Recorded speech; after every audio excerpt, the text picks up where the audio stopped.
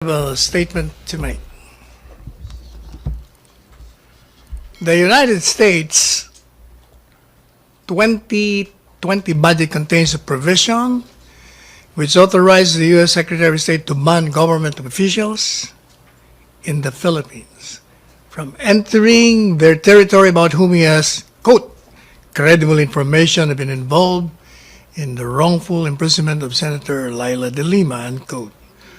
While some media outlets have been twisting this information in their headlines as an outright ban against Philippine officials involved in the case of Senator de Lima from traveling to the U.S., we have explained repeatedly that the subject provision is ineffective given that the Filipino senator is not wrongfully detained, and therefore the impossibility of the U.S. Secretary of State to receive credible information with regard thereto.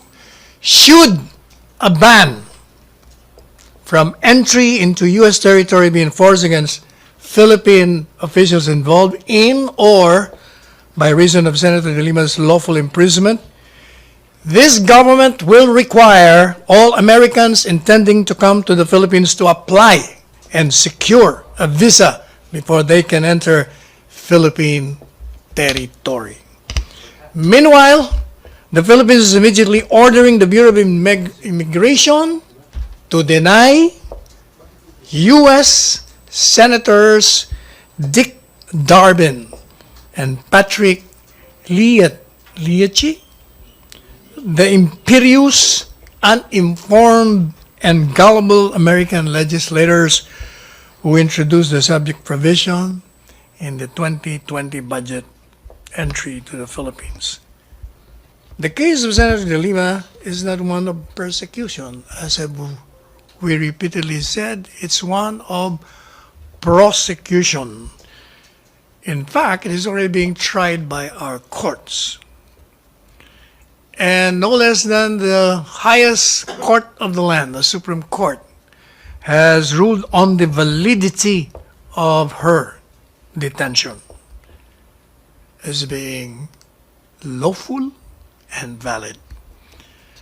No other state can dictate upon our officials, judges, and justices the method upon which we enforce and interpret our own laws vis-a-vis those who are believed to have committed a violation against our laws. We reiterate that the Philippines, and we address this specifically to the senators named, as well as those who approve that provision, that we, the Philippines, is an independent and sovereign state, and it stands in parity with all other states, including the United States.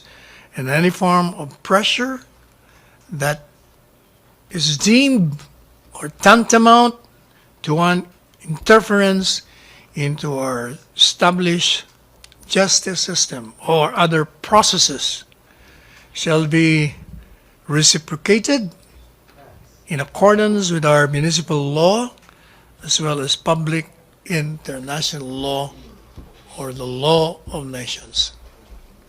In other words, we will not sit idly if they continue to interfere with our processes as a sovereign state. Question, MPC. Henry. Secretary, clarification lang. Kasi dito sa, nakalagay dito sa U.S. Embassy website, U.S. citizens planning to enter and visit the Philippines for 30 days or less do not need a visa prior to travel to the Philippines, provided their U.S. passport is valid until they have a valid return ticket. Anong ibig sabihin nun nito? Lahat lang, hindi lang ho yung tourist visa? Yung tourist U.S. citizen na pupunta rito? Lahat. Lahat na? Kung i-enforce nila, yun ang kulatila doon. If they will enforce this provision in the U.S.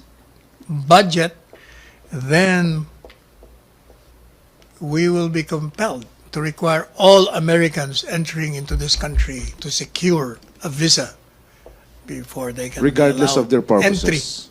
Regardless of their purposes, Secretary. Regardless.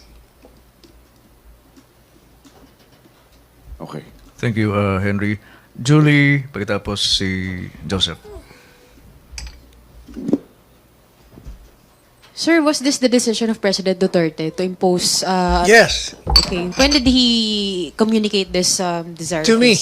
When, sir? last night he asked me to issue this statement. Can you tell us, sir, how he shared with you yung decision niya to impose Yun this? kung ano yung sinabi ko, exactly what he said. Sir, will this affect, halimbawa, many Filipinos are also U.S. citizens na rin. Will this ban also affect? Will this All requirement Americans, also if affect? you, Okay. if you are a U.S. citizen, then you are an American. Okay, sir. Tapos, sir, can you describe to us yung sentiment ni President Duterte? Was he angry na ganito yung naging kahinatnan? Kasi it has been a few days since You don't have to this be came angry out. to issue that statement when your sovereignty is being assailed.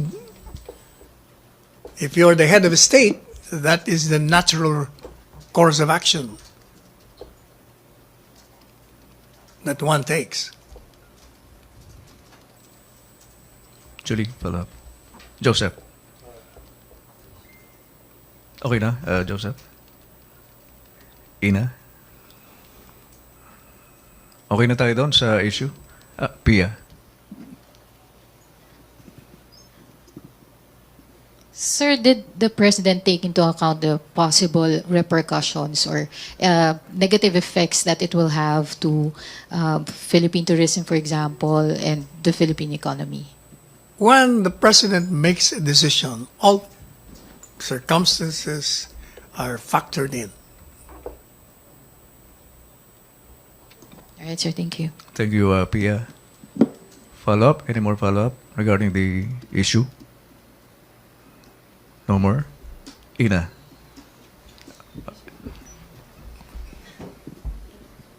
Sir, is there any effort by the perhaps Department of Foreign Affairs to communicate with with U.S. officials about the president's sentiments about that law?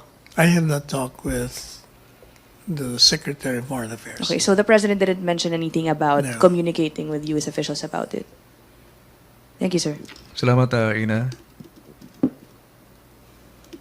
Other topic? MPC? No more? Julie? Sir, balikan ko lang yung kay Trump, yung invitation ni President Duterte kay Trump. So, did the president change his mind after what he said to you About? yesterday? About visiting the US? Kasi di ba in-invite ni Trump? He said he never intended to visit the U.S. naman, ever since. Okay. After, he said this last night. After niyang inutos Repeatedly, sa inyo. many Okay. times, every time nakausap ko yun naman ang sinasabi niya.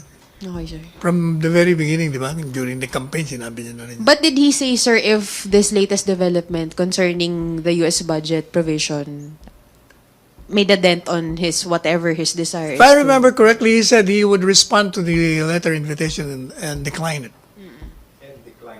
Yeah, decline it formally, sir? will decline. He will decline it formally na, sir. Yung... Tapos, sir, did he also mention, kasi since it was US President Trump who signed the budget law, so does the president think less of President Trump now? Kasi No, they're kasi friends, di ba? unang-una, I have already repeatedly said, it's not naman self-executory. The law itself says if there is credible information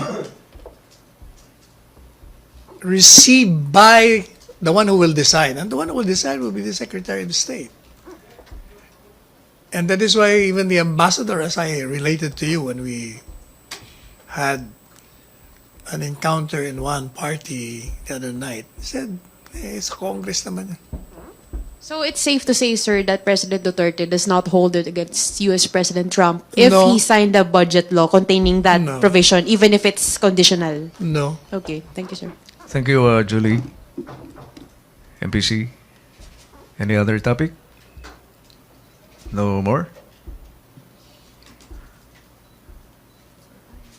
Wala na.